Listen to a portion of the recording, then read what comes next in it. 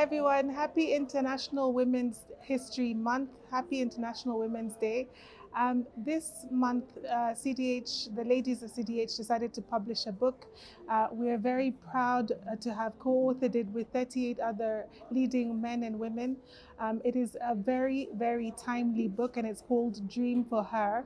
And what we wanted to do was get people's stories of leadership, of inspiration, of challenges, and really set it up so that the women that are coming after us have an inspiration, have some kind of inspiration for what they can achieve in their life. The book is called Dream for Her. We'll be giving away copies to the Kenya Law School, women of the Kenya Law School. I'm very proud to have co-authored it with my fellow partners, and enjoy the podcast this month. We're talking all about it. Take care of yourselves. Thank you. So the way the book is organized is that it's in chapters, depending on, we broke it down into the inner critic, seasons of life, balance and finding balance, fearless pursuits, finding your purpose, leadership, and leaning in. And every one of these people on the stage have written a chapter in the different stages of their lives. And so it really is a labor of where are you in your life? What have you learned and what can you impart to the younger women that are coming after us? Yeah. What I want to do is get everyone to introduce themselves. I know some of you are already celebrities. Let's do the introduction. So maybe start with Pat. Hi, everyone. So I'm Pat Mbugwa. I describe myself as a businesswoman in the law rather than the other way around, a lawyer in the business. I work at Standard Chartered, and for the purposes of this discussion, I am here in my private capacity. So let's get that disclaimer out of the way. And I head legal client coverage. It's a mouthful, corporate and investment banking for East Africa. And I am very passionate about mentorship. I'm very passionate about mental health. I'm a certified mental health first aider. I sing in Twakutukuza choir. Twakutukuza, for those who, yes, okay, that's good. At least it resonates. So Twakutukuza, for those who may not know Kiswahili, means we exalt you. And it supports a worthy cause to raise funds for cancer patients and their caregivers. And I'm so delighted to be here and so delighted to be part of this project. Thank you.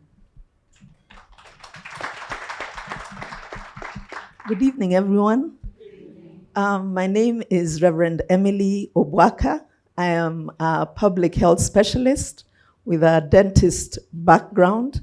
First time I've ever been among so many lawyers. My background is a medical one, but I have come the distance to also embrace intergenerational initiatives. My passion is to see the generations behind me avoid the pitfalls we found ourselves in, encourage them to be all that God made them to be. I'm an ordained minister with Christ is the Answer Ministries, although ministering at large. And I'm so delighted and honored to be here this evening. Good evening, ladies and gentlemen. My name is Rita Mwangi. Let me say Happy International Women's Day in advance. Yes, seems everybody's celebrating today. So who is Rita Mwangi? I am in the legal, corporate governance, risk compliance, and people space. So I define my role as being to provide organizations and boards with business solutions within the legal and regulatory framework, while also equipping them with strategic resources that are required to ensure the long-term sustainability of businesses. Extremely delighted to be part of this project and to be part of this evening's celebration, and I'm looking forward to an engaging discussion.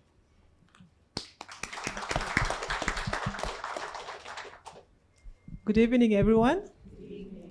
I am June Opio. I am a lawyer, 20 years plus, currently in my season of rest. Yes, so I do not come with any corporate and employer behind me. I am here, me, myself, and I, as Kenyans say. I'm currently very passionate about rediscovering myself, learning to swim. When I'm not swimming, I'm climbing mountains. That's my passion. And just reconnecting with my inner self that I feel had gotten lost. I'm also a Rotarian, very passionate one at that. And I'm also a member of the Women Lawyers in Finance, where we try to bring up the women who are coming behind us in the financial industry, which was my main space for the longest time. I'm delighted to be here. It is quite an honor to be part of this fantastic group. You can't even begin to imagine how excited I was when they approached me, because I'm like, you want my story? Me, you want my story? So really honored to be here, and I hope that this will be a blessing to everyone who gets to interact with what we've put together. Thank you. Good evening. I'm Sam Indolo. I manage the office of Cliffe Dekker Hofmeyr in Nairobi, and I practice as a corporate mergers and acquisitions lawyer and a corporate finance lawyer. So very happy to be here, and delighted to have been invited. I think this is the first time an invite has been extended to the male partners of the firm. And the last time I attended a women's event here, about maybe a year ago, I was politely offered a refund. I'm passionate about women's rights and ensuring that there's diversity in the workplace. And so, very happy and honored to be part of today's session. Thank you.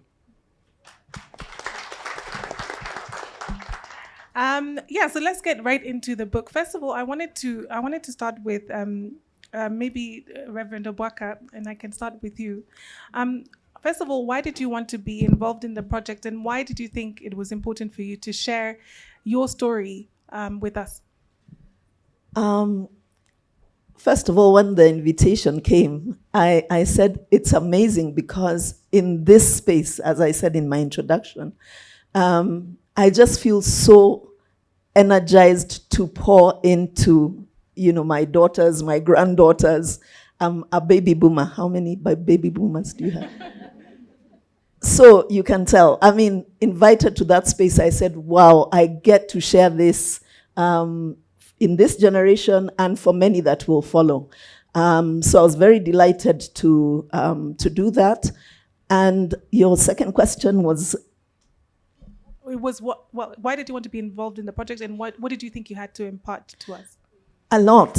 I am one of those. I think I sat behind a lady who told me she's in conflict management, and I said my husband and I were forever invited into that space because we had enough domains, and it really seems to me that like I've done that, I've been there, I've done so much that I can pour into the next generations. So it was my delight to do that. And I wanted to say thank you so much, because some of the stories, some people chose to be very, politically correct and not share, go deep. And I think it can be, vulnerability is a problem for us anyway. Mm-hmm. But I think, Doctor, your story was very powerful in its vulnerability. Mm-hmm. And I think it's really great that you were so open with us about the challenges of marriage, the challenges of raising daughters. It is not an easy life to live. And I think that example for us is a great one. So thank you so much, Doctor. I wanted to go to now June. How did you choose your story? So, like I said earlier, I'm in my season of rest. And again, just speaking to what Dr. has just shared, it's about being authentic. So I didn't want to come up with a story that was, like you said, politically correct. I was actually telling a story that was true to what I was experiencing at a point in time. And it was quite difficult. I have to tell you that I edited it several times. Because as you're writing, you're wondering, okay, this is in a book form. This is, it's like the internet. the old internet, and you wonder whether by putting this down in writing, you're imparting a piece of yourself that people don't see, don't know, and because my stories had been in the corporate space for quite a number of years, to the extent that I was identified with my employer. Everyone would meet me and they know my employer before they know me. So when you've lost your identity as to who you are, and now you are bereft of that identity, it's a very new place. And so I guess I'm going through the musings of why did I make that decision? Yeah. Yeah, that's inspiring, June. But I'm just curious as to how you arrived at the topic of your article. You called it crutches. Maybe you can just elaborate on the inspiration behind that. Okay. So the maybe by a show of hands, how many of us have been at their current employer for more than 5 years? How many, when they joined the employer, thought they would be there for more than 2 years? One. So the numbers have reduced, and what it is we've grown up in a society where the way we grew up, there was a standard. You knew you were going to standard 1, yeah. Then you were supposed to finish KCP. Then you were supposed to go to KCSE. So there was a plan. There was a calendar. Then suddenly you get your degree and you're in employment, and no one gives you a calendar. No one tells you how long should you be there before you have to leave. So we all go in somehow at the back of our heads. At some point, we will apply for something maybe better or an area of growth, but we never do. And what stops us? So for me, it was the crutches of life. That was the inspiration. Yeah. Pat, yours focused on being Little Miss Perfect and the expectations that each of us have for ourselves. I think it was an incredible.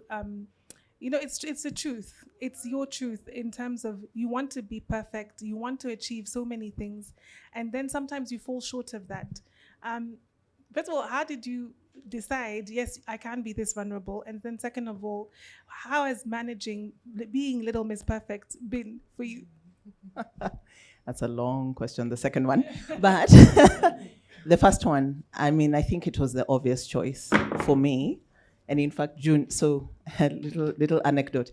June was actually my roommate in campus. Oh, wow. Yeah, Very for 4 lucky. years. Oh, wow. I was very lucky, but we were very different in some respects. She loved rock music. Oh, really? I loved soft music. She was a morning person. I was an evening person. Anyway, so a little side note. So it was a natural choice for me because she, actually when we were going to take the photo, she said, inner critic, that's you, Pat. That's you. So my struggle with failure is what informed the title of my story, The Frenemy Within. That's what I titled it. Because I've come lately to discover that having insecurities and fears and what I've been interrogating lately, imposter, is actually not necessarily a bad thing. I think we've always maybe frowned on those aspects. And for me growing up, and I don't want to tell the story and then you're like, okay, yeah, Pat's story, we are done. She already said it, so I won't go into it too much. But what I wanted to share is that unhealthy relationship with failure was very crippling at some point. And remember, fear can be both perceived or real, right? Failure can be perceived or real. So there was yes, you've not maybe done well at some point, but there was also the perception of I've not done well. But then also I think, Pat, let's get it relative. Yeah. There's not doing well, and then there's doing well, but not according to your standard. Spot on. So I know Jerry knows this. I really love the book. It's called Overcoming the Imposter because I interacted with it about 3 years ago. And I was very privileged to sit with the author in a room. Actually, I shouldn't have been in that room because it was fellow coaches, but I got sneaked in.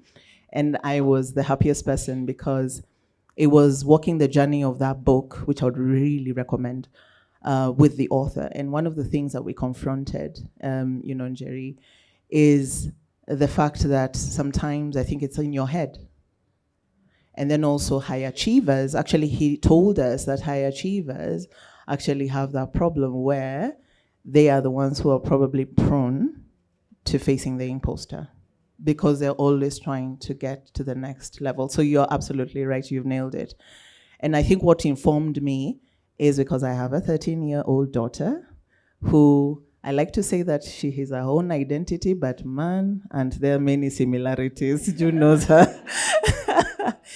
And lately, actually, she's been struggling with the fear of being disliked. And I know there's a book that I was recommended just yesterday, actually, literally, The Courage to be Disliked. And I think that's one of the things. I think you want validation. So maybe mine was a slightly different, but it was more seeking validation. Like if Patty is number one, she's going to be clapped for, and And then also the reason why I confronted failure at the point when I was doing my KCPE was because the teachers expected me to be Kenya 1. And then when I get a good mark, but it's not Kenya 1, I was inconsolable, and my sisters were like, what's wrong with this person? So it's something that I really think, because when we did an LSK, Law Society of Kenya, webinar on overcoming the imposter, which I co-moderated with a lovely lady, about 200 people were in the room, which tells you how many people maybe are confronted with the fear of failure, the fear of being caught out like a fraud, being identified, as June said, by your place of work or your title, and the need to then now overcome that. It doesn't help, Dr. Obwaka, that we call ourselves learned friends. So there's a pressure of not looking like you don't know. How can you not know? You're learned, Anyway, I'll pause there. Yeah. Rita, let's come to you, because Rita's story. First of all, we gave everyone a brief of 700 words because we knew it's not manageable to be reading endless amounts of stories, and we had a lot of authors to deal with. Rita did not follow that brief. Rita was writing an ode and it is a beautiful, beautiful story, but it's actually about leadership and a crisis of leadership, because she had an episode where her team quit one by one. Rita, tell us about, first of all, your process in writing, why you wanted to write that story, and what the lesson is. Yeah, it's only friends who call you out with a smile. So thanks, Jerry, for that.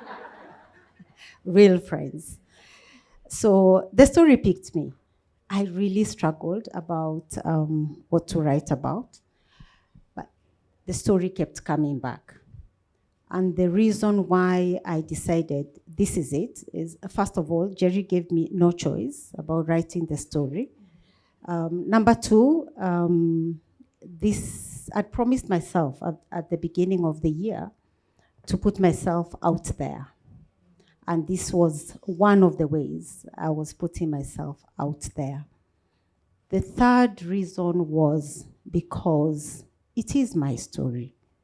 And I was very deliberate in being as authentic as possible, because when we tell our stories as they are, we have the opportunity to really impact and to communicate to fellow women that you're not alone, particularly in leadership. My experience has been, you get into an organization, as you prove yourself, you're given more and more responsibilities. Rarely do people pause to ask, what support does she require to get this done? So you kind of go figuring it out along the way. And you make mistakes, and sometimes you think that because you've made those mistakes or you're not seeing the impact you're looking for, you're not good enough. And therefore, my intention was to communicate that, yeah, lessons are part of life, lessons are part of leadership. We take them as they come, and we are able to then elevate to the next level. I'm raising young adults, 2 girls and a boy, and I'm constantly challenging them to turn up as themselves, always aspiring to be the very best version in that season. And I would have done them a great disservice if I had told my story in any other way except in an authentic manner.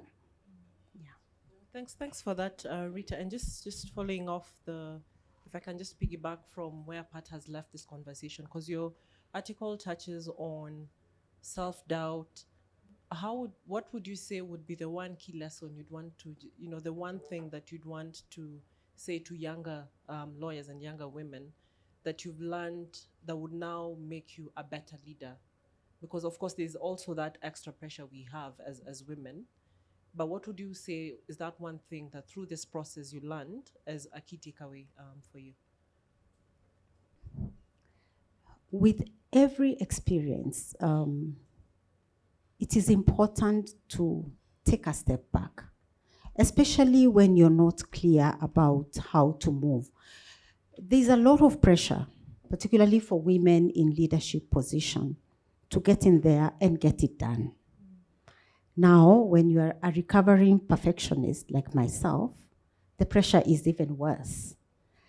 So you're constantly trying to silence that evil DJ who's constantly telling you, and sometimes there are those who are ready to pick up and amplify the DJ and tell you that you really cannot do it. And sometimes they'll not use the words, but they show, and they're waiting for you to fail.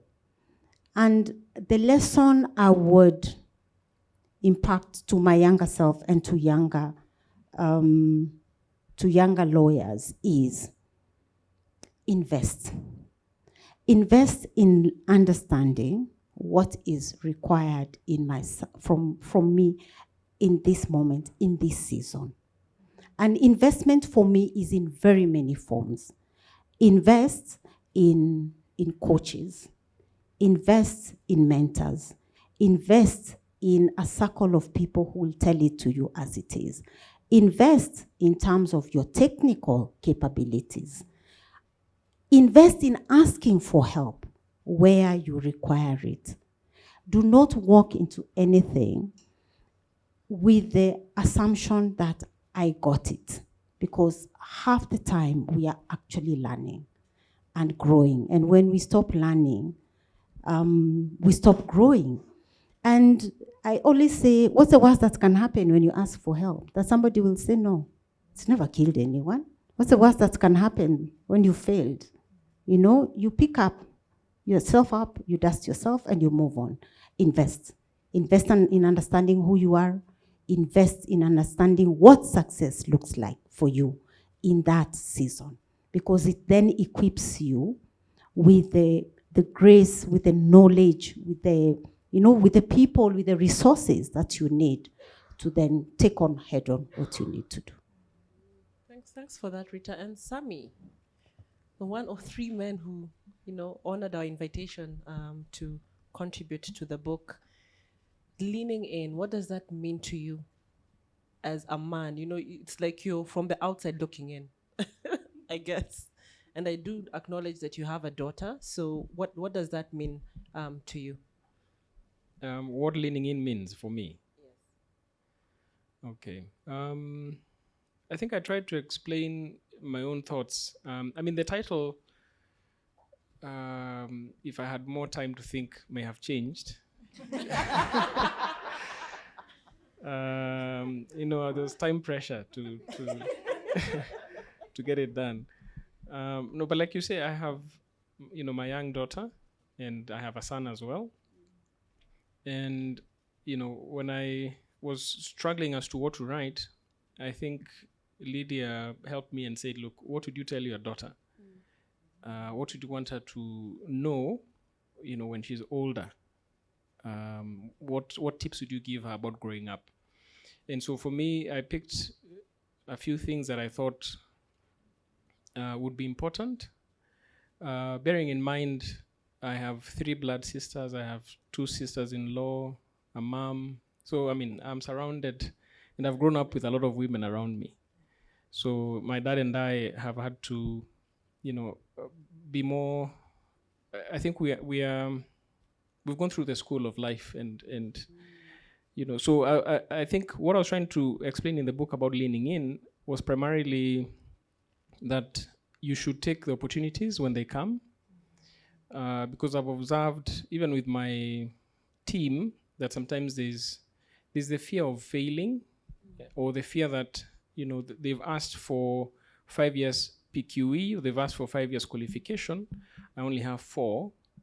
I need to have 6 to be sure I get the job, And so mine was to tell my daughter, look, if you have 4, go for it, right? Let them fail trying, I think is what I was trying to say. I think the other one is around financial independence. I know it's overused, the aspect of financial independence, but the idea I was trying to bring across was that financial independence is not being wealthy necessarily, it's just having enough to sustain yourself. So that you're not so vulnerable to the place of employment and to other challenges that confront you as you navigate life.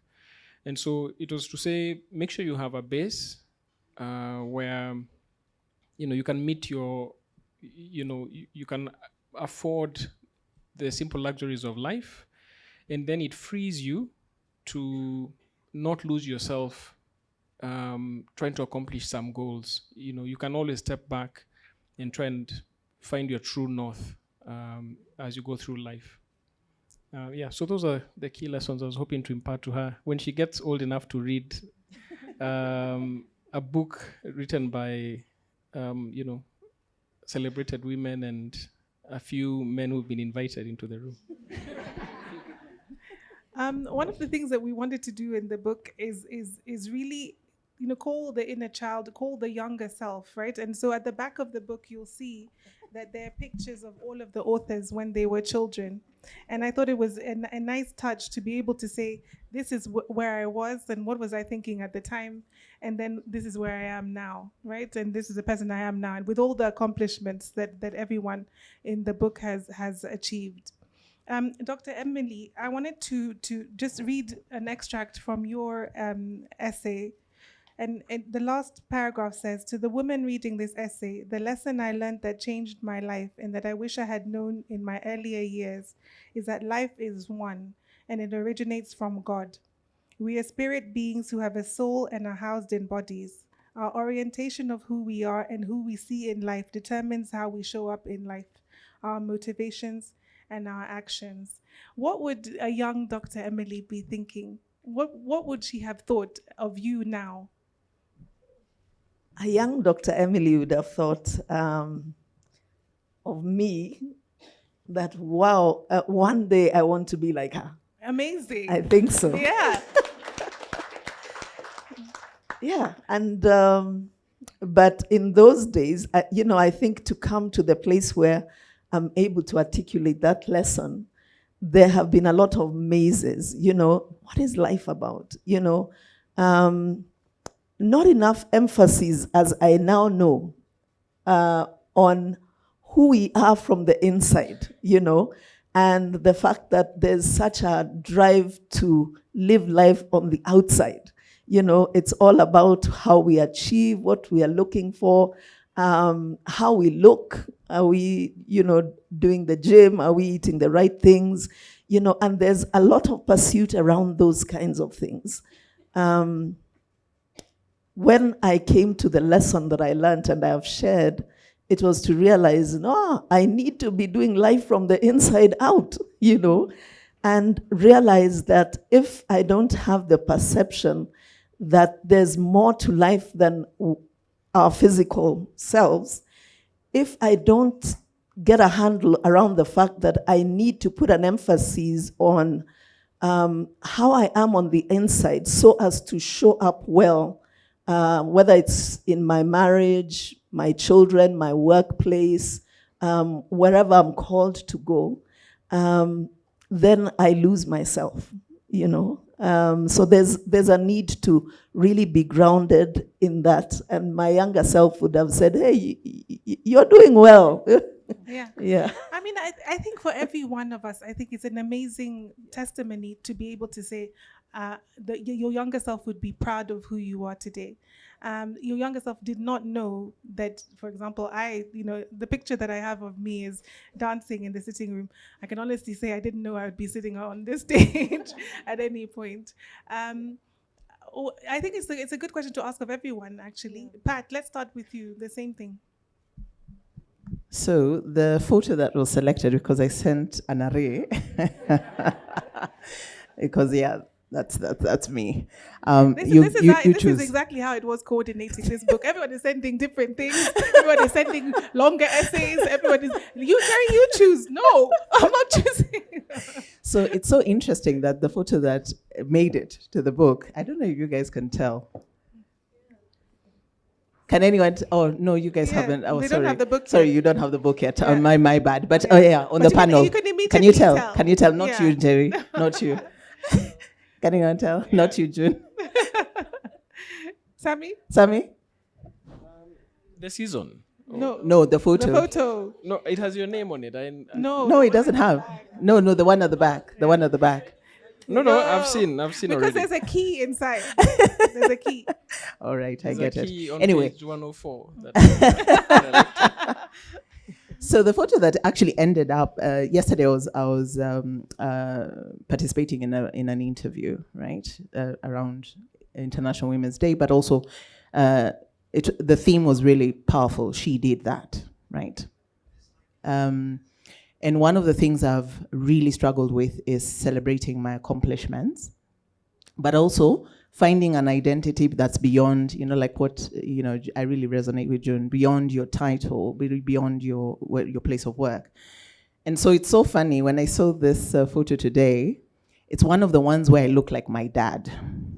So I have short hair, I have, not that short hair is a bad thing, but I really now, it brings out my masculine features. And that was one of the things I struggled with when I was a child, because I didn't actually acknowledge or think that I was attractive as a woman, as a lady, as a girl, right? I know you don't know this, but yeah, that's one of the things I struggled and I shared yesterday. But seeing this photo, I'm actually comfortable sitting in it because it doesn't define me, how I looked at that time, how I felt at that time. I am beautifully, wonderfully made, right? And I am proud of the person that I am and the impact that I've been able to make, even when I didn't know I had. So this is getting me a bit emotional. There was a time when I was when I was struggling through a particular season, and someone who I'd worked with in Bank of Africa years before reached out of the blues and said, Pat, you're one of the most impactful leaders I have ever had. And she had since left the organization. And it came to me at a time when I was struggling. My family life, it was challenged. I shared yesterday, so it will be public. So yes, I've gone through a divorce in the past couple of years. It has been, Rita. And it has been difficult then, because when you define yourself as, and you'll hear this a lot, right? When women stand in front of a room like this, typically, I'm a mother, I'm a wife, and maybe the place of work will come in at some point. But those things do not define us now. Do I frown on marriage? Absolutely not. I admire the institution. But does it define who Pat is? No. And I want to be able to then leave a legacy for my children and those around me, that a woman is not defined by a certain standard, a certain number of things. She is enough. I am enough. Yeah. Thanks, Pat, for sharing, and thank you for that. That's really inspiring. But Rita, I'm really trying to figure out the younger Rita from the photos. But what would you tell the younger Rita that's on the back cover of the book? Confession. I could not find my photos there with my mom. So it is that's much older than I wanted. Yeah, so we found one about 15 years ago when I was just getting into my corporate career.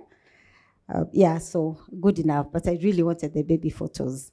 So what would I tell my younger self? I would say, we are becoming. Because it's not an end. It's a continuous journey. And thanks, Pat, for being so vulnerable, because my reality and my experience is that you sit in a room and you're thinking you're the only one with these struggles. I'm looking at all you beautiful women, and I'm thinking everyone looks so put together. People look like they have it figured out. What's wrong with me? You know? Why are my feet off the ground half the time and everyone else is striding with confidence like they're on the catwalk? Yeah, so it's amazing to realize that as women, we go through very personal struggles, but there is the screensaver that much of the time we are supposed to have. Yeah, so it's really edifying. And to my younger self, I'm constantly telling myself, we've gone through seasons of really questioning. I've gone through, me and my younger self, we've gone through this season of questioning. Who am I? You know, what have I believed about myself, about the people around me, about my capabilities, competencies? What have I really believed about relationships? And with every season, I come out with more clarity. Have I arrived or have we arrived? Not yet, but we'll enjoy the journey of getting there. So focusing on not really doing, but becoming. Yeah, becoming. Becoming.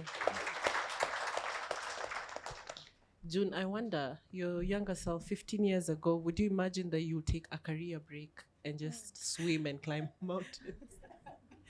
No, absolutely not. So when I was also sending the photos, it was quite a struggle to find the photos that fit the criteria. I think we were given 8 to 11 years.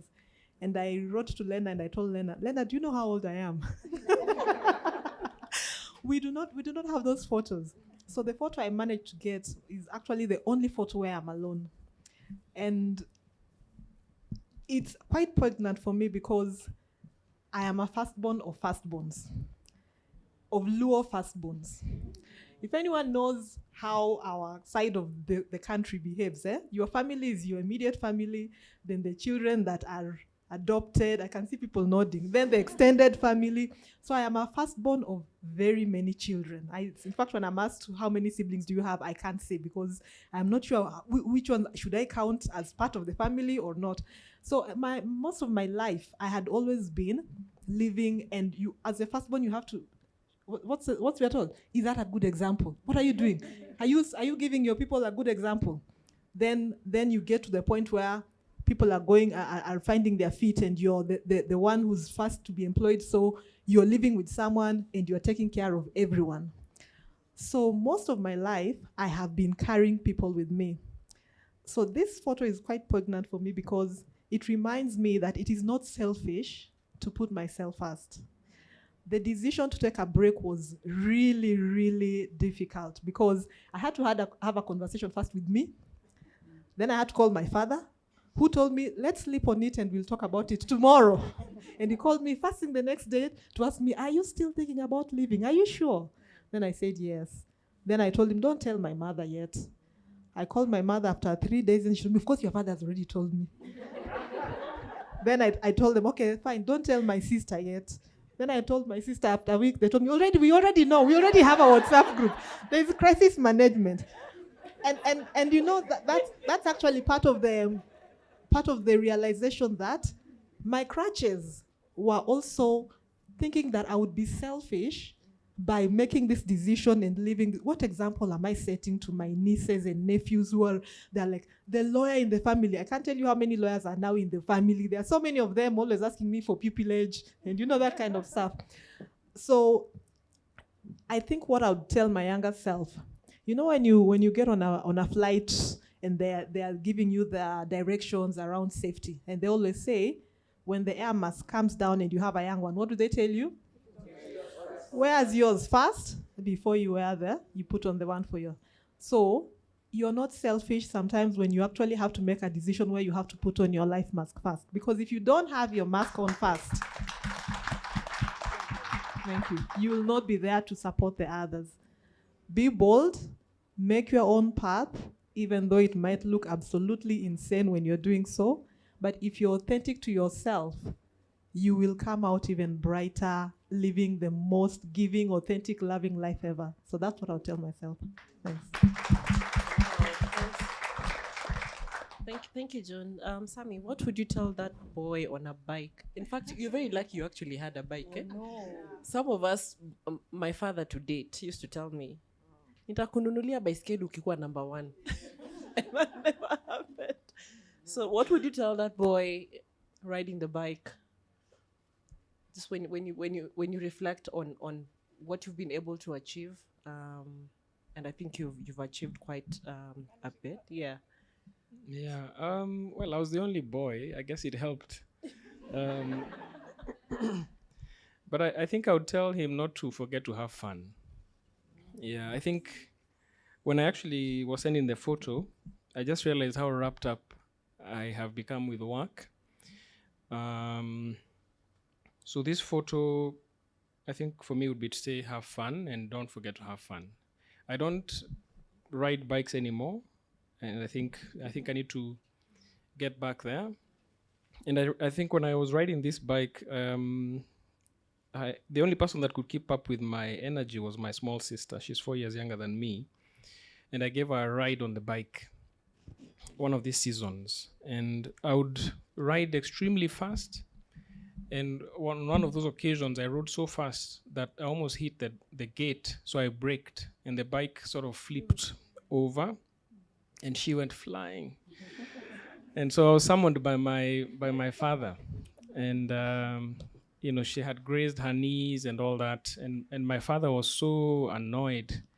And I was about to get a thorough whipping from him. And so, just as he was about to do it, my grandmother, who had visited us, she long died a few years ago. She's the one who saved me and said, leave the boy alone. He's just growing. And so, I remember her for that. She saved me from a serious walloping, because my small sister is, the egg of the family. She's really the precious little one. So, women have been very impactful for me. Not only my small sis, my other sisters. And, so the bike for me is really, maybe like June, I need to have a bit of fun along the way. Okay. We've now been joined, very luckily, by George Odo. George, I don't know if you want to introduce yourself, but then I really wanted to get into your story as we share what everyone else has been talking about in their stories. Yours is called Rosie to Rosie. Tell us about it and why you chose that title. So first of all, I'm very sorry for my tardiness. I usually give people a very hard time when they're late, and here I am. So I'm really sorry about that, guys. I think I overscheduled and I came from the other end of town, but it's no excuse. I meant no disrespect. I meant no disrespect. But yeah, so my name is George Odo. I work with private equity investment group. I'm a senior partner with Africa Invest. Been with the firm for 15, 16 years, losing count. I'm part of the furniture now. So, yeah, I don't know where to start. Rosie was my mother. My story is about my mother, my late mother. She died when I was straight out of college. No gray hairs, little baby. She died of cancer. She had skin cancer when nobody would have thought that an African woman would have melanoma.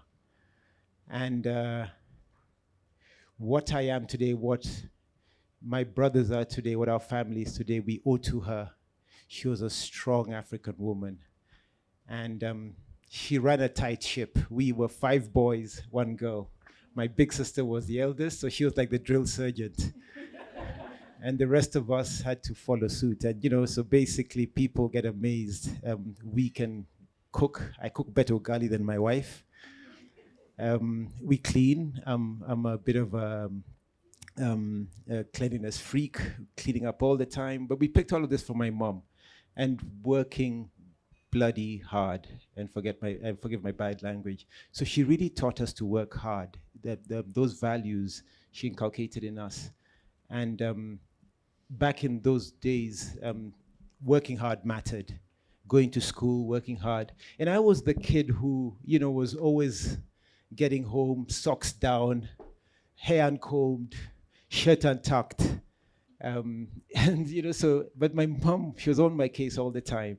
So my mom was called Rosemary, and so fondly referred to by her mates as Rosie. My dad called her Rosie. My late Auntie Nellie called her Rosie. Everybody called her Rosie. So coincidentally, fate would have it I'd go and get married to a Rosemary. So my wife is also called Rosemary, and it's just a coincidence. Yeah.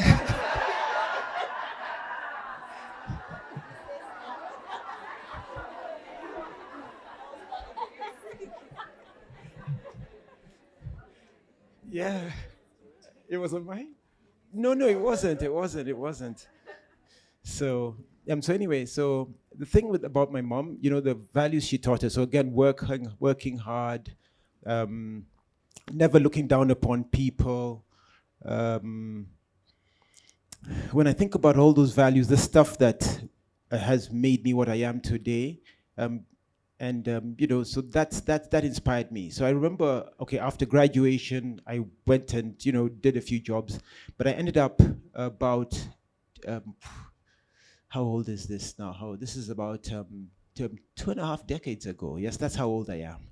2.5 decades ago, I joined an organization, Care International. Started off as a project manager, went on to become a program manager, went on to lead the sector, became regional director.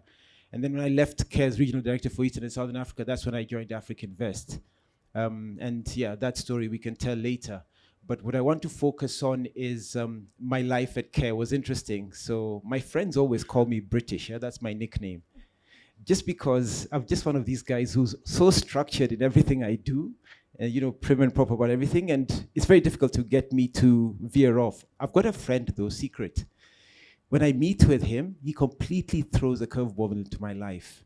And if I can start looking like my old self, shirt untucked, coming home at 4 in the morning or 5 in the morning, he's to blame. He just brings the worst in me out. But yeah, going back to Care, my first posting was out in Kibwezi. I'd never been to Kibwezi, never worked in a rural area, small town. And it wasn't just Kibwezi, it was out in a place called Masongaleni. So, and it was working with farmers, dead poor farmers, teaching them how to make business plans, drawing out business plans, linking them to markets. And it was so humbling. And I recall, so all of that, those values that I grew up with, I started to actually appreciate what my mom was trying to teach us. And so being able to see people who are living off $1 a day, and I really mean it, $1 a day, making life, putting life together, and then growing them to a point where they're earning 10 times that income based on what we were doing with them. It really left a satisfying feeling. And up to today, even the business I do today with Africa Invest, it's driven by, yes, of course you want to make money. Of course you want to make your investors money. But at the end of the day, what matters most is how are you impacting people's lives? How are you changing people's lives? And the reason why I wake up at 5 o'clock, 5:30 every day, religiously, even no matter what time I sleep, is because I have a passion to get up and go and work and go and help people. Even when I'm driving everybody nuts in the companies I work at, it's again, think about sustainability of those businesses. Think about people's lives. So you let 150 people go because you want to save another 1,000 people. You want to grow the business year on year, double the profitability, double the bottom line. But it's all driven by sustainability and, putting in place companies, businesses. It's about livelihoods. So that's what my life has become. And I owe it all to the values that I picked from my mom. What's helped me is the Rosemary who took over, the other Rosemary, has similar values, I guess. And she's a bit of, she's a bit of a slave driver too. She pushes me and she believes in me, so it makes a difference. And so our two kids, Michael and Michelle, what I pray is that they grow up with the same values that we picked from my mom. And that's my story that I've shared in this book. Thank you so much, George. Thank you so much. So I guess it's 2025 now, and all of us are looking ahead of the year. I want to give an opportunity to everyone to ask a question of the women in front of you, the men in front of you, of us. Let's really take this opportunity to crystallize what are we going to do this year to accelerate our own action. That's the theme of International Women's Day this year. What are we going to do to change our mindset? What do we need to help with? What are the challenges that we're facing, and how can we overcome them? What do you do when your marriage is crumbling? Do you stay? Do you go? What do you do when there's high stakes in your career? How do you manage that level of pressure? So I'm going to give you guys an opportunity to ask a question. Please feel free, and we'll have mics around the room. Good evening. My name is Faith Obunga. I'm a trainee advocate at CDH. My question goes to George Odo. You said you religiously wake up at 5:30, no matter the day. So I'm wondering, have you always woken up at 5? If not, how did you start? So yes, I have woken up early all the time. So like I said, we're 5 boys. My mom at one point was a nurse. And at some point she actually worked in Uganda before she came back home to Kenya. And so sometimes my dad was left minding us. One time he asked us, and I'll come back to your question, he asked us, are you eating to live or are you living to eat? And we looked at each other, and it took us a few minutes to realize he's just insulted us. But we woke up at 5 because even though we had a bit of privilege, grew up with workers and everything, we had to do a lot of chores ourselves. So wake up, you make your bed, get ready for school, whatever it is. I actually never went to boarding school until, basically the first time I lived out of home is when I went to university. But so we were brought up like military style. And again, it was my mom, my dad backing, but yes. So yeah, and it's continued. I went to Starehe. So somebody said to me, why do boys went to Alliance, Mangu, Starehe, Lenana keep telling us which school they went to? Nobody cares. But that discipline in that school, I think, added to it. So it's just waking up early. And I'm an early person. I'm a morning person. In the afternoon, in the evening, I'm completely not a useful citizen because I'm not thinking well, I'm not contributing constructively. But between, when I get to the office between 7 and whatever time, I really am at my best. Hi. Ivy, I think that's enough. So my question is for Rita, which funny enough and coincidentally is my mom's name. Mm-hmm. So you talked about leadership and increasing workload as well as support. So if you're in a space where you feel you're being punished for being good, but you're not getting the support, I hope, but let's say, let me just give my situation. Responsibilities keep on coming. You're like, okay, I can't manage 4 companies alone. Can I get someone? So I'll get an intern. And I'm like, no, I don't have the time to train. So how exactly do you navigate and go back to management and tell them, I need this for me to be able to give you what I am giving? Great question, and a challenge that many women in leadership face. And the first thing is to ask. Do not be afraid to ask. I'm very clear. If you give me a responsibility, you have the responsibility to resource me, for me to deliver. Particularly in this age, when we are talking a lot about mental health, we are looking at work-life integration. It really is a sacred responsibility of leadership to ensure that we resource our people. That said, leaders come in all shapes and sizes. So what I've found works very well for me is, number one, the ability to demonstrate my impact so far. You must speak to leaders in the language that they understand. And you must, because for me, communication is not about saying what I want.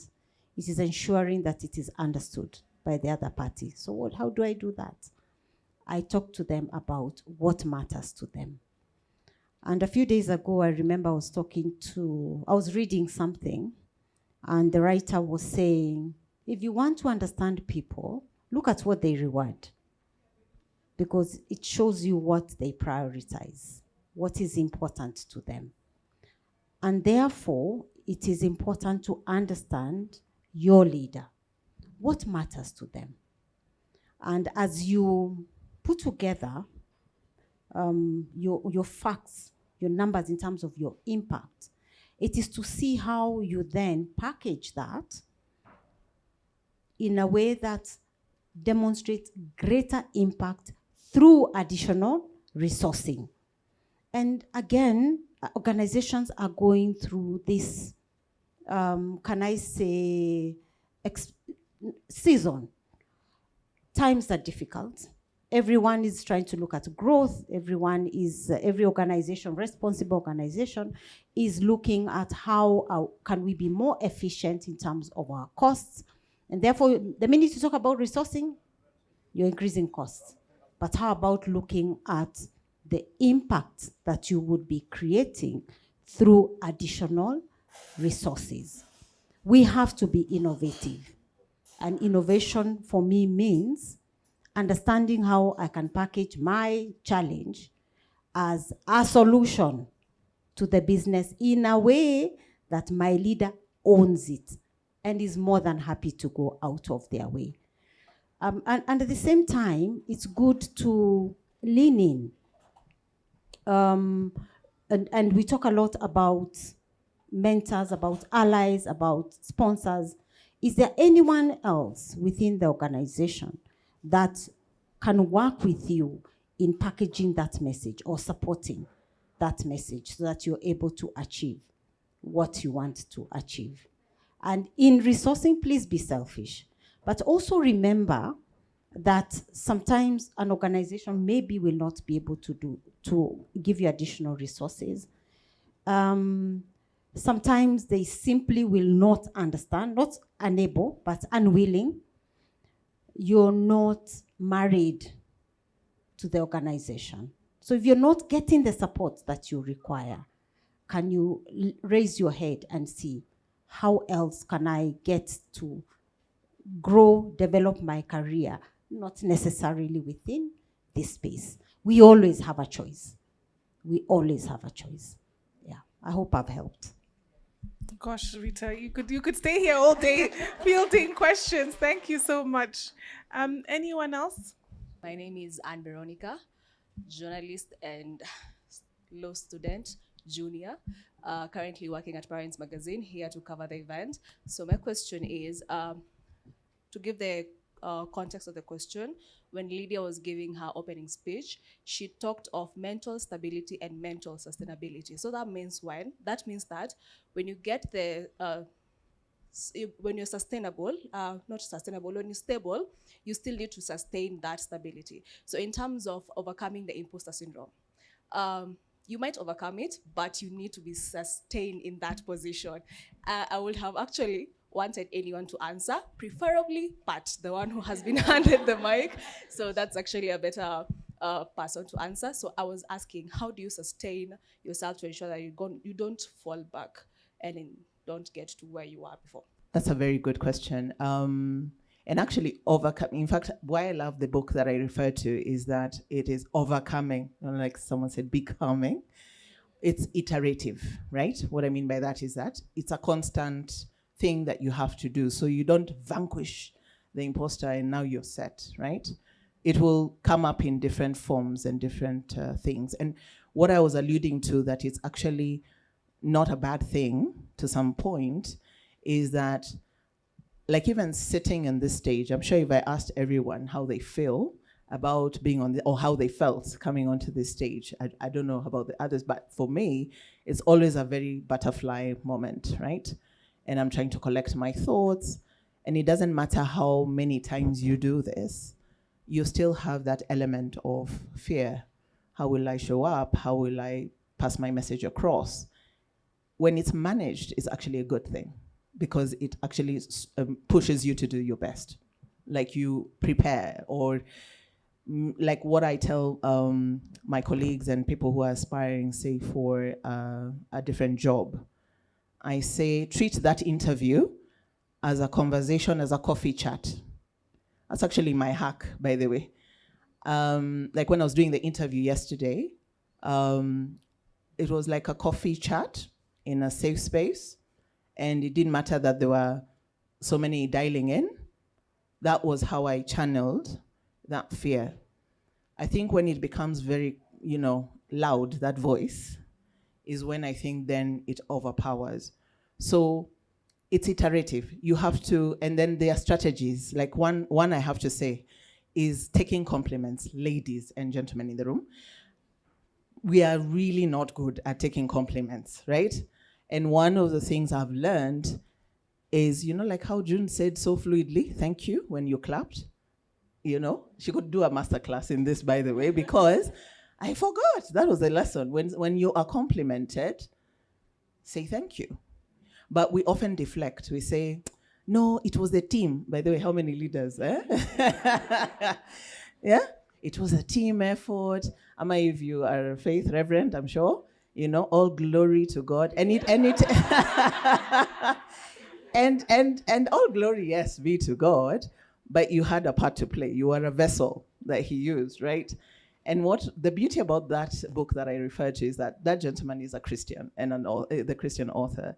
And when we were having those discussions, that came up. Like, what about this thing of, all glory to God and all that? And the way we've been socialized, right? Like, even yesterday at that interview, it was so funny because, yes, we're saying she did that, but someone commented and said, brag about 3 things, but then after that, you're now being a braggart. And I was like, who says? Who says? Who defines what is, kujigamba and, So we need to reframe the way we look at compliments. So saying thank you. And even when you don't believe it, just continue to reinforce that. And at some point you will believe it. Another thing I'll just quickly say is that do not compare yourself with anybody. Avoid the comparison trap. My own sister said if she wasn't my sister and she saw my profile on LinkedIn, she would be thoroughly intimidated. I think Lydia even also said it at some point in terms of the women in the room. But she has had a front row seat at my struggles.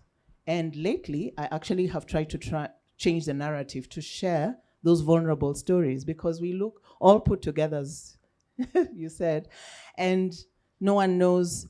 In fact, I loved what someone said on Instagram and said that do not judge this book, say human, by the chapter you walk into. And I think that's very profound because you do not know my story, don't know your story. You might think, oh, she has it all together, and yet she's crying at night. So how do we then get better also at being vulnerable?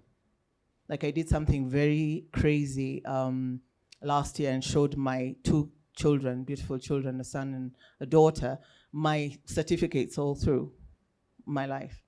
And they were shocked. And then my daughter, very cheekily, she's musical, like mama, she started singing A, B, C, D. And June will know, because the marks we got in Parkland's law campus. In fact, how we were taken on the farms that we were, only God knows. But that moment, why did I share that, if you'll indulge me? Why did I share that with my kids?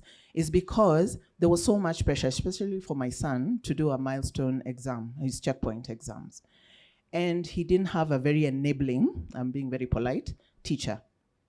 And so he had come to believe, this is a person who scored A's in maths all through his childhood. But suddenly scoring a D, and you're like, what's going on, right? And not because a D is bad if that's your effort, But because I knew that was not his potential, I questioned it. But I wanted them to see a vulnerable side of the part outside the award-winning, mama that they knew. And when I showed them the marks, it was half inspiration, half desperation, because I was like, this boy needs to pass. This fees I'm paying. Anyway, but when I showed them, do you know the next exam, which was post-mocks, actually they did so many exams, but the post-mocks that they did the next week, he scored out of around 10 subjects, he had 7 A's. I mean, even I did not expect that result. It was actually shocking, the power of vulnerability. Because what I was telling them is that even mama has had her struggles, but you've seen the awards and they've seen. So, but does it define you? No. But there is one little disclaimer, that certificate will be the entry point at some organization. So it is important, you don't run away from it, but it doesn't define you. And I think for me, I actually learned so much in that simple gesture, that we need to be vulnerable. We need to show that to our children, to our nieces, to our nephews, to our colleagues, to our teams, because then vulnerability begets vulnerability, but also it makes someone believe that if she did that, if she overcame all these challenges and was able to still succeed, whatever success means to someone, then I can do it, yeah? So I want to really challenge us that, that imposter voice, avoid the comparison trap. That one, I think we women, we really struggle. And Sami, you said something very powerful about what you would want for your daughter.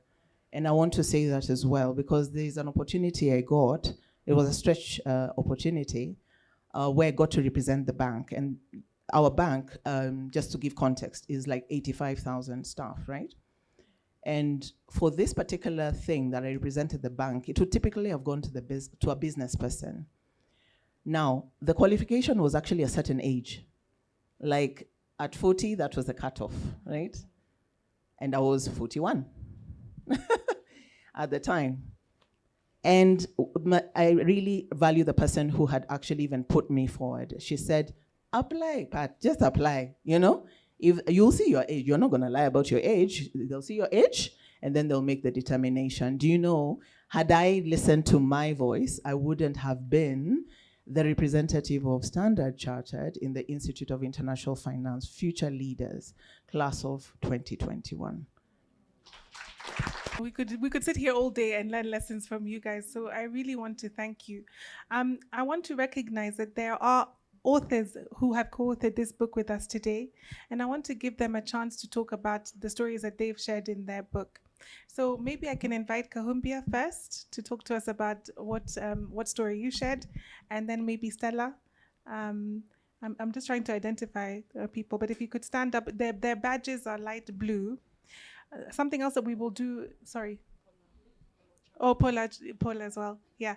So their badges are light blue. And what we will do is, if you get a copy of the book, you can get it autographed by the authors today. Yeah. So we'll set up a booth there at the back. But go ahead, Kahumbia. Thank you very much. I've learned a lot, and I was enjoying what the stories and your inspiration behind the stories. So I'm Kahumbia Bashige. My story was on pivoting. And the reason I chose pivoting is because all through my career, I've been almost like you, a perfectionist, ensuring I'm achieving my goals. And in my head, I knew that's what's going to take me to the next level. But I didn't realize you could be in an environment, maybe you have a boss who doesn't want you to succeed. I can see you nod, you understand what I'm saying. So toxicity, so it's not about performance. And you can find yourself being put on the side for quite some time, despite everything you're doing. And my background is all my jobs I've done actually have quantitative targets. So it's very clear you've achieved or you've not achieved.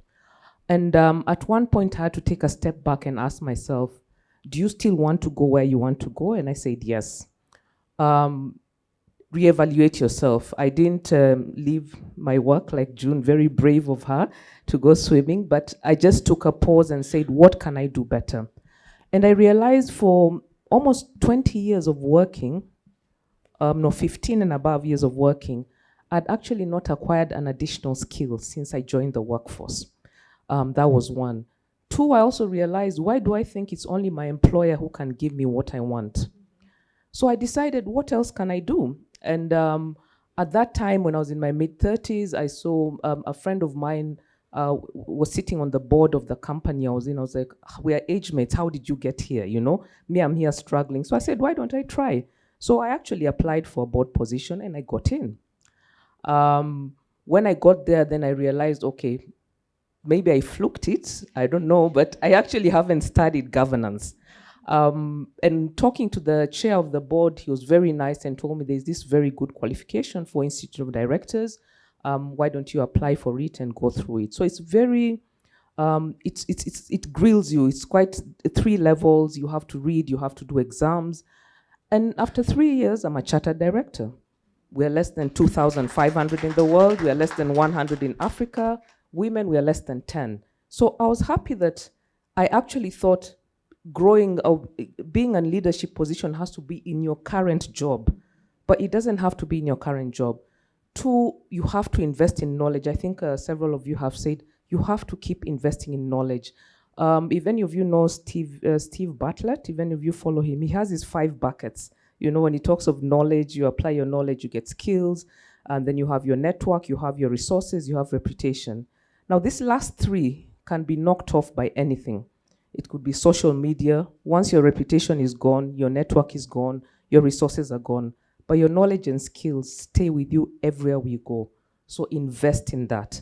And don't limit yourself, your growth to just your employer or just one business. Diversify, you can do it. So I wanted to encourage any woman who's thinking, I'm so stuck, I'm doing everything I'm doing, what else can I try? So learn, pivot. Thank you. My name is Paula Ochango. On the journey to becoming an impactful and efficient leader. So I've always wanted to write. So it was quite an honor to be asked to write about my experiences. One of my mentors had told me, if you want to write, make sure you live life to the fullest and you write about it every day. So you have at least 10,000 things to write about in a day. So when I was given this opportunity, it was like, what do I write about? So I had to even ask Lydia, can I push the word count a bit? Because I had so much to write about. And my topic was, there's no one way to do something. So I have so many interests. I'm a marathoner. I've done 7 half marathons. I paint, I write. I have a book club. I love plants.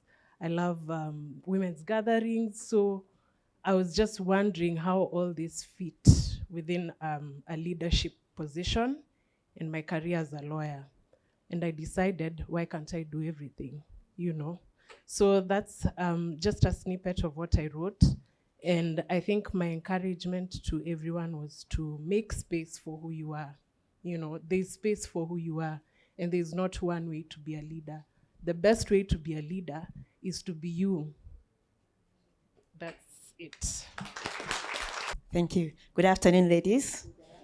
My name is Stella Mutai, and my story is on my journey to where I am today.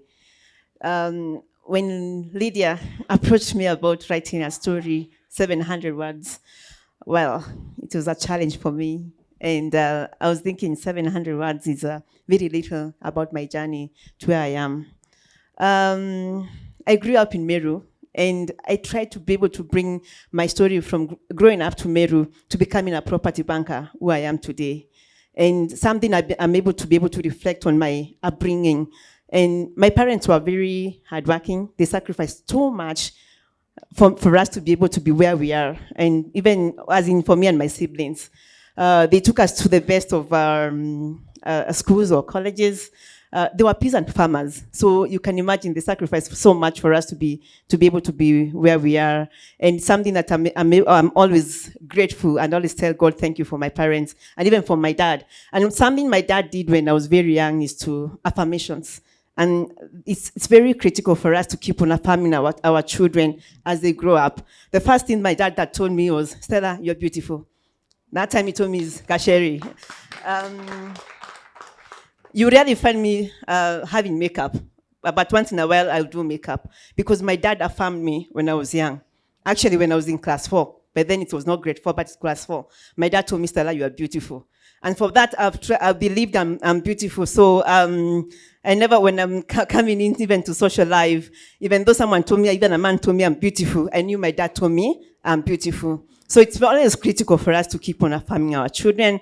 And the other thing, that the lesson I learned when I was growing up is hardworking. My parents, as I've said, they were peasant farmers, sacrificed too much. Now I'm a property banker, and I'm grateful for the experience that they took us through. My crowning was when I won the Best African Woman in Real Estate, awarded last year. Thank you. Thank you. I was awarded last year, and something I'm always grateful, and all that is because of my experience growing up, and you'll be able to read that story. Then the other thing is on life. We, as women, we have so many balls that we have so many hearts, balls that are running around. We are parents. We have to be homemakers. We have to be at work, and all these things. But one thing that I've learned is that life, you have to live a harmonized life. Just like in a music or in a song, everybody brings in their own sounds. There's a bass. There's a what? Soprano. Then there are all these musical instruments, but all of them, they bring in an harmonized tune. Even for us to be able to live our lives, we have to live our harmonized lives. Thank you. So when Alex asked me if I could... Sorry, could you just say your name first? Betty. And then Betty. Okay. Yeah, okay. Yeah, so I've probably been in corporate most of my working life. So when Alex asked me, I immediately said yes, because the same day at lunchtime, I was driving down the road, and I was just reflecting on how far I've come. That Friday, I had just posted on LinkedIn about an award I had received, and it was one of those, even I couldn't believe I had posted, like, really, Betty, what are you thinking? But I had just got Employee of the Year award at the company. I will say thank you. But I'm one of those for glory to God, to be honest. So I look back and I was like, wow, Lord, how did we ever get here? And so I remembered when I was just getting off campus and I joined the law firm. And I was not sure I even wanted to do law in the first place. Like, really, am I really doing the right thing? But hey, my dad had always drilled in us that you do what comes, So you basically have no choice. You keep going. And so I knew I had to work hard. And so I had a lot of ambition, but also a lot of questions about this path that I had taken. Long story cut short, after a short stint at the farm, I joined corporate. And even there, I still had more questions, but still very ambitious and wanting to put my best foot forward every time. And then I got married, and then the kids came, and then I'm juggling too many things. And at the same time, you're told you need to have a hobby, and you need to do mentorship, and you need to do, there's so many other side things that you need to do. Where is all this time coming from? Lord, I cannot even keep up with my day job. So I was really reflecting on all this. And what Dr. Obwaka really said really resonated with me. It's inside out. You give your authentic self. Who you are, you just present wherever you go. It sort of makes it a little easier so that you don't have to tailor yourself for the environment. You don't have to tailor yourself for, wherever you are. It's just really where you are and who you are. So for me, that is what my particular piece was about. Basically, my learnings all through, but just coming to the point where I realized this is who I am, it's inside out. Thank you, Dr. Obwaka. Very privileged and honored to be amongst all of you. I'm admiring the baby boomer. You look like you're the it, yeah? When I grow up, I want to arrive looking like you. And what you said, you're happy with where you are, so that's the goal. To my younger self, I would say, you know, the destination is in the journey. I think as you grow older, you realize you better just enjoy now. You know, you are you're only 5 once, you got to your 20s, you got to your 30s, you know, there's no rewinding. So enjoy. If you want to travel, you start, you know, if you want to call yourself a traveler, you actually travel. If you want to write, you write, yeah? You be a writer, you have to write, that kind of thing. So what I wrote about, I didn't want to write about my bosses. I mean, I'm a storyteller, and there are many stories to tell, but I didn't want to trend talking about some things. But I did talk about what I think happened to me that really tested me. I was conned of a lot of money. I was ambitious, of course, and I still am, to make money. But then I realized there's people strategically who aim to eat the fruits of your labor. And so I went through that, but I think for me, the breakthrough or the positive was that I had to like stabilize, make myself strong, stable, and say, you know what, okay, so, you know, it's like you fail, you get up, you dust yourself, trust God, and, you know, I had to encourage myself, this is not the worst thing that has happened. You know, I had bills to pay, I had to make sure that I did pay those bills, and I know probably what I went through, people go through depression or do even worse. So now having come out of it, I feel like it made me stronger. I'm hoping that I'm not as trusting, but yes, so that was my journey, and yeah, it's just knowing that I'm actually strong enough to get through some of the things that life can throw at you. Yeah, so that's what I shared. Thank you so much. My name is Sheila Mina, but as Pat said, that June was her roommate. Paula was my classmate. Christine, who also handed me the mic, was my classmate. Oh, nice. Actually, Christine and I were at the same time. We had pupillage at the same farm, so it's exciting to be here with my classmates. So I'll tell you a bit about myself so you understand why I wrote the article that I did. So I grew up in a very loving home, but when I finally joined the workplace, I felt that people wanted to stifle my voice because I grew up, just as you said, Stella, she's somewhere. My dad also told me, you're very beautiful, you're very smart, and he kept on saying, you're a gem, and you shouldn't forget that. And then I go to the workplace, definitely not a gem. So this feels awkward for me, right? And I really struggled. Kahumbi and I actually worked in the same workplace, and she's one of the nicest people. She made me feel seen because she's bubbly like me. And I'm the kind of person, even when I submitted my bio, it really was about, I don't subscribe to competing with women. I just think I'm that girl. And when you said bloody, I was like, I'm also that bitch, excuse my language. And I wanna bring up other women, but I never had that when I was younger. And I always felt like, because I like to wear cute stuff and everyone was like in black skirts, and I'm like, but that's not my MO. And then it's like, oh, but I wanna wear red lipstick, but no one wants to wear red lipstick. And so I feel out of place. And it was so hard for me to find my tribe. And many times I felt like a social pariah. And then when I got the job that I currently have, I realized that I met people who are so much like me, and I felt so seen. I remember going into a meeting, and I was trying to make a point, and my boss at the time said, no, we don't have to listen to what Sheila has to say. And I remember the counsel who was, you know, on the other side said, but I think she does have a point.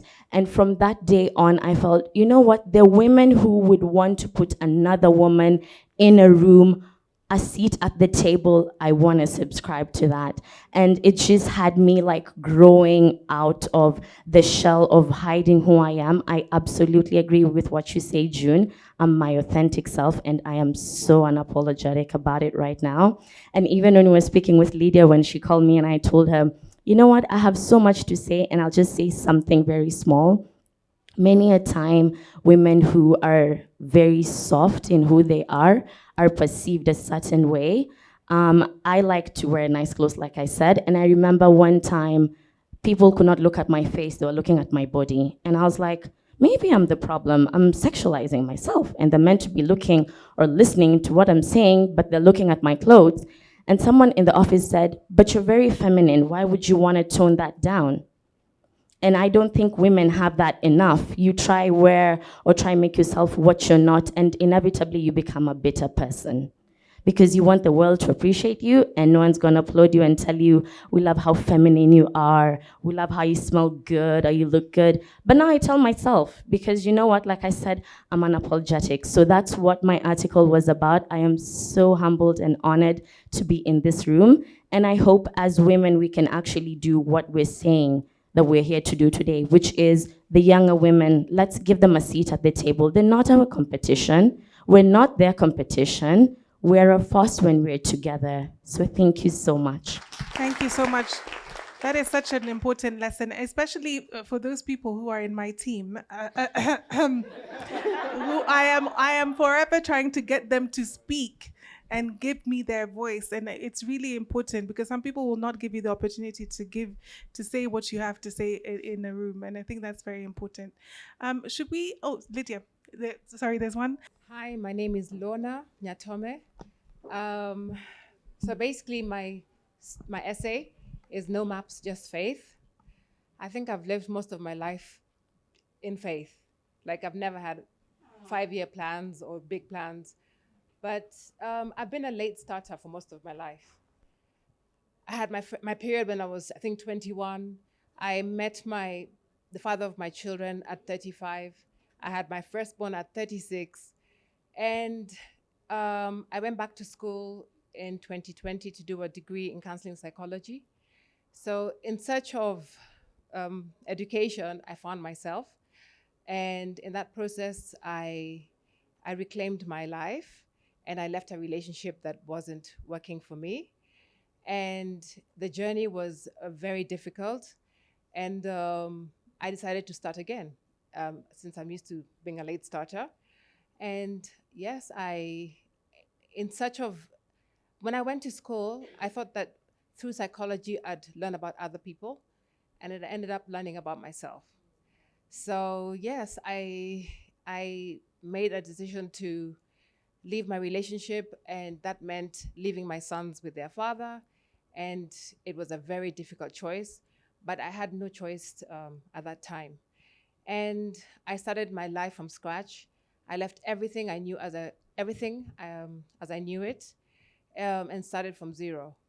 The funny thing about my change was when you leave a relationship that people have a perception about, you don't get much support, especially if the person you're stepping away from is prominent in society. You don't get that support because the expectation is that you have to stay and make it work. So yeah, right now I've reclaimed my life. I'm enjoying my new space, and every day I'm learning something new. And I'm a runner. I also run wellness programs for women. And I'm currently learning how to cycle, because I'd like to cycle. And yeah, so my story is No Maps, Just Faith. And it's about reclaiming myself and enjoying life. This year I turned 54.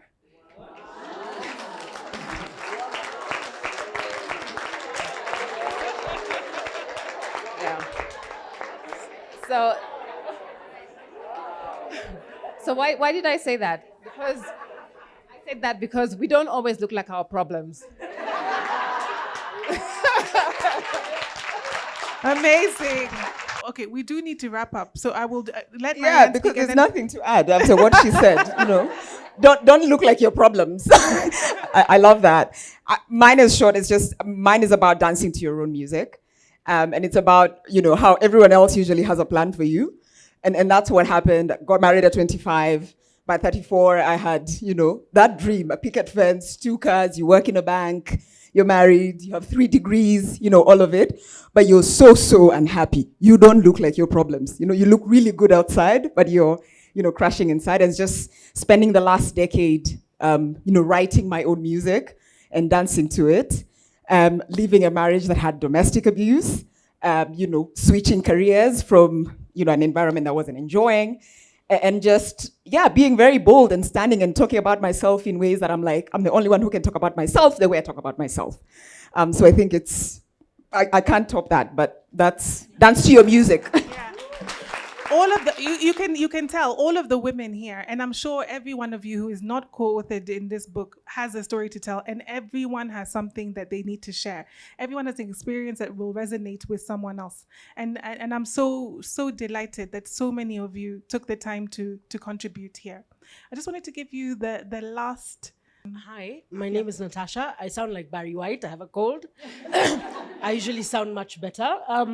My story was slightly different, and the title was No Country for Women. And it was geared towards politics. And my challenge to all of us in this room is, oftentimes when I'm working with women, they tell me, how come we have such few women running for office? Or the quality of women running for office isn't as great as we want it to be. And my challenge is because women in rooms like this, like you, don't support them. You don't fund them. You don't give them your technical support. So for us to change a country that has such few women in political power, we need to actually put our money and our time and skills where our mouth is and invest in these women. Because if you want to see different Mandels on TV, every time you see a Mandel, you ask yourself, is there no woman who understands the Kenyan budget? The only way you can do that is invest in women politically. And because you're corporate girlies, you never want to talk about politics. It's so dirty, it's so, even considering switching your lives and careers to politics is grotesque.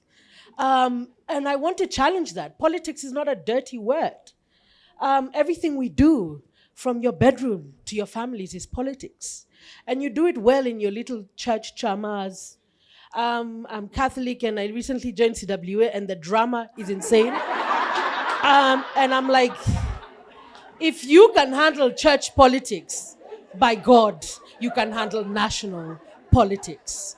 So I just want to end by saying, the only legacy I want to leave behind is that Kenya will finally become a country for women. Oh, thank you so much. There have been so many mic drops. I'm wondering why I'm still holding the mic.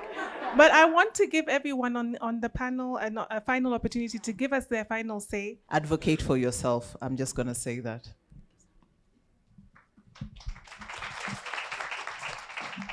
Live from the inside out.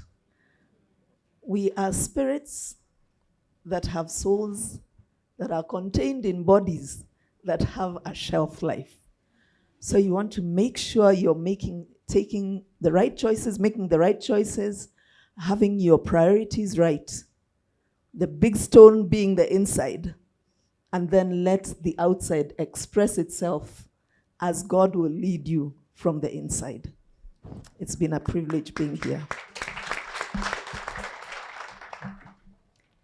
Growth is painful. Transitions are painful. So when we find ourselves facing circumstances, seasons that we were not prepared for, take a step back, pause, reflect, ask questions. It is okay to do that.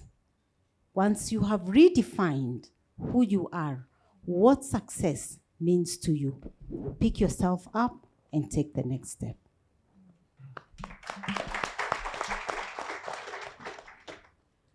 So first, I'd like to request everyone to give yourself, like the biggest cheer, round of applause. Absolutely. This is just one afternoon, and we've had such wonderful stories, vulnerable stories, and people are nodding. This is probably what our ancestors used to feel when they would go to their grandmothers. Then you hear all the words of wisdom. What I'd like us to leave with here is something from football. Liverpool. Liverpool's mantra is what? You never walk alone. There are strangers in this room who have stood up today and shared their vulnerability. Yet sometimes when we are going through our journeys and our struggles, we think that we are alone. And we think that we are the first ones. Like the wheel, we are the ones inventing the wheel. We are the ones inventing how to slice bread. It's all been done before. So whenever you're going through a phase in your life or a season, reach out. Even the person next to you, Patricia talked about her sister. Her sister said that when she looks at her LinkedIn profile, she says she's intimidated. So sometimes the people that we think are the most intimidating people are the ones who are so ready and willing to share their journey, because they don't want you to struggle to trying to reinvent the wheel, and they already have the wheel, it's been perfected. You should be now learning how to drive. So my word for the day is be courageous, be bold, you never walk alone.